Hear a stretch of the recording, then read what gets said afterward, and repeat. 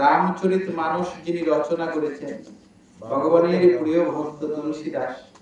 সেই তুলসী দাস একবার তিনি হেঁটে চলে যাচ্ছেন, এমন সময় তিনি দেখতে পেলেন একটু মা কি করছে, সে চিতায় প্রবেশ করছে সহমরণের জন্য। কেন? তার স্বামী জয়রাধে তার স্বামী ইহলোক ত্যাগ করেছেন, দেহ ত্যাগ করেছেন। তখনকার সময়ে একটা প্রথা ছিল, এ কোনো ধর্মের আচরণ নয়, প্রথা ছিল কি, স্বামীর সঙ্গে সহমরণ অর্থাৎ চিতায় প্রবেশ করা। কেন? বলছে সতী হলে আগামী 14 জন্ম পর্যন্ত তাকে স্বামী হিসেবে পাবে, এরকম একটা প্রথা ছিল। সে সহমরণের জন্য চিতায় প্রবেশ করছে। তুলসীদাস তার কাছে গিয়ে বলছে, মা তুই চিতায় উঠেছিস কেন? আর তুলসীদাসকে দেখে জোড়হাত করে সে নেমে এসে বলছে, বাবা তুমি কি দেখতে পাচ্ছ না আমার স্বামী দেহ ত্যাগ করেছে? বলছে তুই কেন প্রবেশ করছিস?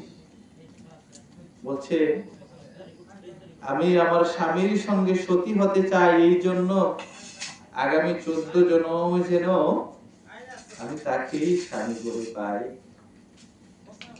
বলছে তুই তাকে স্বামী করে পাবি সেই জন্য? আচ্ছা, এ তো কোনো শাস্ত্র গ্রন্থে লেখা নেই যে তুই 14 জন্ম, এই প্রথাটা এটা তো একটা প্রথা, কোনো শাস্ত্র গ্রন্থে নেই। তাহলে তুই কেন মরতে যাবি বল? এত সুন্দর মানব জন্ম পেয়েছিস, ভগবান কৃপা করে দিয়েছে, তোর স্বামীর সময় হয়েছে, সে চলে গেছে, তুই কেন চাচ্ছিস? আরে 14 জন্ম তো তোকে আসতে হবে, এখানে আবার যেতে হবে, আসতে হবে, যেতে হবে। তো এমন কিছু কর্ম করে যা, এমন কিছু করে যা তোকে যেন আর আসতে যেতে না হয়, তোকে যেন বারবার মরতে না হয়, তোকে যেন বারবার জন্ম নিতে না হয়। আচ্ছা এমন কিছু করে যা না। বলছে বাবা কি করব সেটাই তো বুঝতে পারছি না। তুলসীদাস বলছে তুই এই চিতায় প্রবেশ করবি, অগ্নিদগ্ধে, জীবিত অগ্নিদগ্ধের যে জ্বালা যন্ত্রণা সেটা তুই ভোগ করবি, আবার বারবার এই জগতে আসবি, হ্যাঁ বারবার মরবি। 14 জন্ম তাকে পেতে চাস, 14 জন্ম পেতে হলে তাকেও তো 14 জন্ম আসতে হবে, তোকে তো আসতে হবে।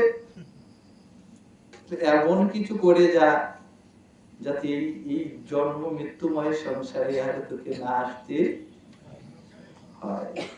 বলছে বাবা কৃপা করে আপনি বলে দিন। বলছে আমি যা বলবো তুই তা করবি তো? বলছে হ্যাঁ।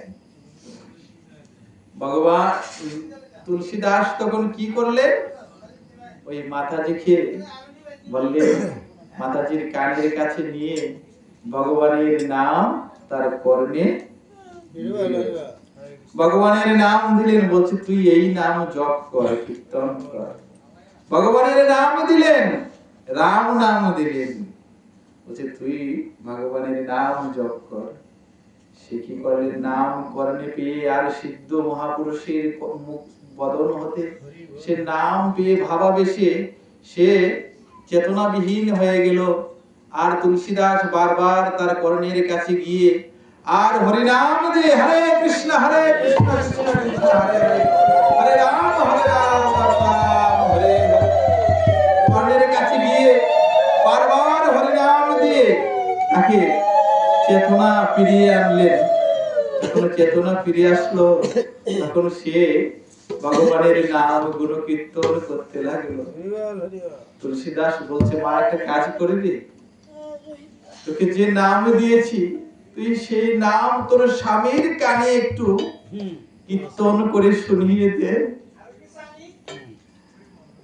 সেই মাতাজি যখন চিতায় শুয়ে আছে, একটু পরেই অগ্নি প্রজ্বলন করা হবে, এমন সময়ে স্বামীর কানের কাছে গিয়ে আর আকুল ভাবে ভগবানকে ডাকতে ডাকতে ভগবানের নামটা যখন কর্ণে দিল, চিতায় শুয়ে থাকা স্বামীটা তখন উঠে বসে গেল। এ হলো হরিনাম। সে নামে আমাদের রুচি, প্রেম, বিশ্বাস হয়নি এখনো, এরকম বিশ্বাস নেই আজও।